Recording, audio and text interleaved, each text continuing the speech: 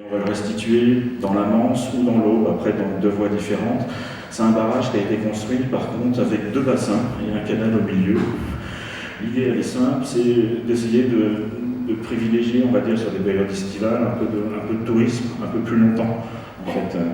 Donc de gérer, on va remplir les deux bassins pendant l'hiver jusqu'à la période du mois de juin. Puis quand on va venir vidanger les barrages, on va déjà vidanger finalement le bassin Temple qui est à gauche et on va dire préserver le bassin de la Manse. Ça va permettre d'avoir des activités nautiques, en tout cas en tout genre, on va dire plus tard et surtout l'été. Et c'est seulement à la fin de l'été qu'on va venir ouvrir le canal et en gros vidanger le deuxième bassin. Donc c'est une autre manière d'aménager des ouvrages, un peu avec un lien, on va dire, territorial un peu plus soigné. Donc voilà l'exemple, ce qu'on voyait d'un barrage de prise d'eau en rivière. Donc ici on a la rivière Aube. Donc on a un barrage qui intersecte la rivière et qui vient donc envoyer dans un canal, donc là quel canal l'a amené, l'eau vers le lac Aube. Comment ça fonctionne les lacs réservoirs? On parlait tout à l'heure des fois il faut prendre des stratégies particulières, etc. pendant les crues. Non, on ne prend pas de stratégie particulière pendant les crues, on prend des stratégies avant et on les évalue avant.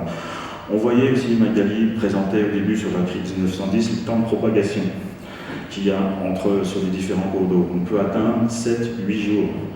On pilote un barrage réservoir comme on pilote un paquebot qui arrive devant la rade de Brest, qui a besoin de passer la marche arrière, je ne sais pas combien de kilomètres en fait, avant d'arriver à bon port. Donc vraiment, on pilote les barrages réservoirs comme des paquebots.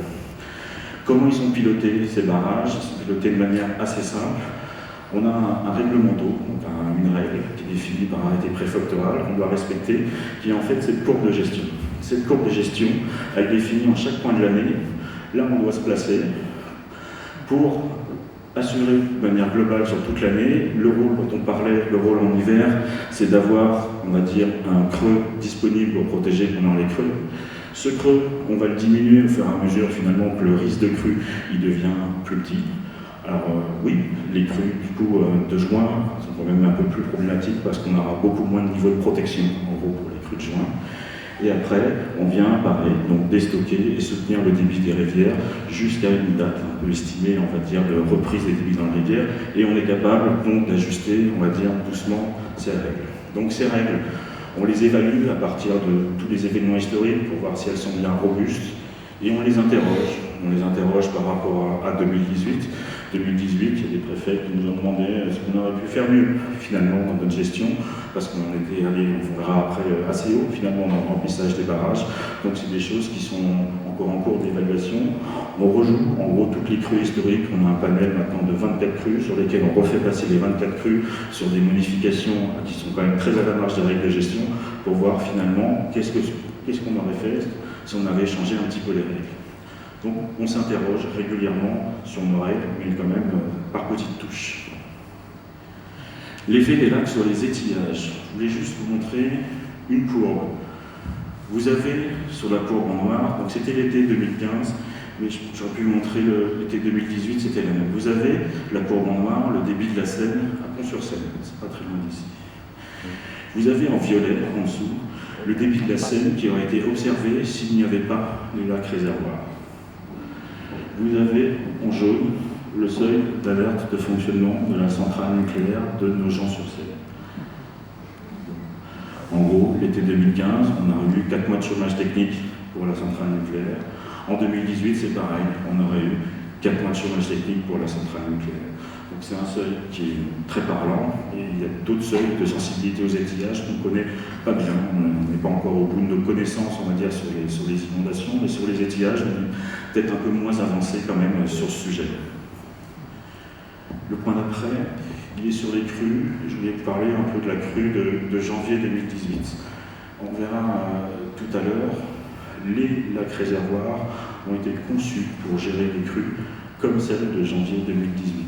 C'est vraiment assez illustratif. On voit un peu les prises d'eau. On voit la prise d'eau du lac Marne qui a été sollicitée à 300 mètres cubes par seconde et on avait encore un peu de capacité. On pouvait faire quelque chose.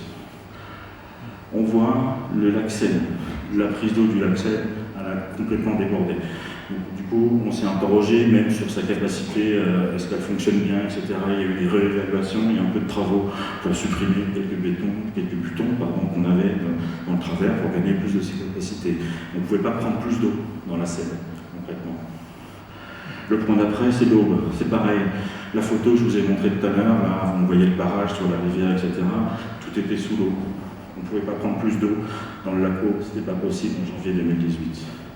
Panessière, juste un mot d'illustration, on avait des territoires à l'amont du lac qui étaient complètement débordants.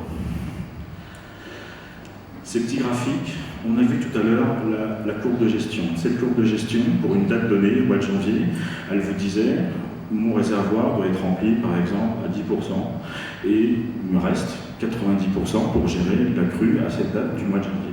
C'est exactement ce qu'on représente sur les camemberts là avec le bleu et le jaune. Le bleu, ça correspondait au remplissage, qui était conforme au remplissage théorique des barrages à la date donc, du 1er janvier, je pense, sur ce point-là. Ça montrait la capacité, c'est-à-dire la marge d'exploitation qu'on avait pour venir atténuer une crue. Sur ce point-là, on est venu coller finalement la crue de janvier 2018 et voir l'effet qu'elle a eu sur les marges. Aube saturée, on l'a vu, Seine saturée, Marne, on a encore un peu de marge, Panessière, on a encore un peu de marge. Les lacs réservoirs, ça permet de protéger beaucoup. Ça a été conçu pour gérer des crues comme ça. On verra l'effet que ça a tout à l'heure, on est capable d'absorber une crue comme janvier 2018. Si on va un peu plus loin, on va arriver à la crue de 1910. On va être capable de gérer encore les choses, mais on va être en limite de fonctionnement finalement des ouvrages réservoirs parce qu'ils vont être saturés. Là, on voit que les marges, déjà, elles sont quand même assez réduites. Si on a des crues qui sont au-delà, finalement, on va pas pouvoir, on va venir raboter la pente, ce qu'on appelle le flanc montant, c'est-à-dire raboter le flanc montant, on ne va pas raboter du tout le pic du cru qui va après. Donc ça permet quand même bien d'illustrer la limite de fonctionnement des lacs réservoirs. Le dernier point que je souhaitais vous montrer, c'est l'effet. On parle de centimètres concrètement. Donc on vient par modélisation en période de crise au plein seuil. On rend compte tous les jours de l'effet des lacs réservoirs, c'est-à-dire qu'on rend compte pour tout le territoire, à des points donnés, quel est l'effet de lac réservoir. Donc sur la crue de janvier 2018, on voit que sur le pic de crue, on a eu un effet de 65 cm, c'est-à-dire qu'on est venu à baisser le niveau de 65 cm. Le maximum, on va dire, sur la globalité, c'est un maximum d'effet de 85 cm, mais qui n'était pas sur le pic. Voilà un peu donc l'illustration de l'effet de ces lacs réservoirs, sachant que quand on regarde sur l'île de France, entre Montreux, la Confluence et puis jusqu'à la Confluence de l'Oise, on a un effet qui est quand même relativement homogène, surtout sur tout ce tronçon. Voilà.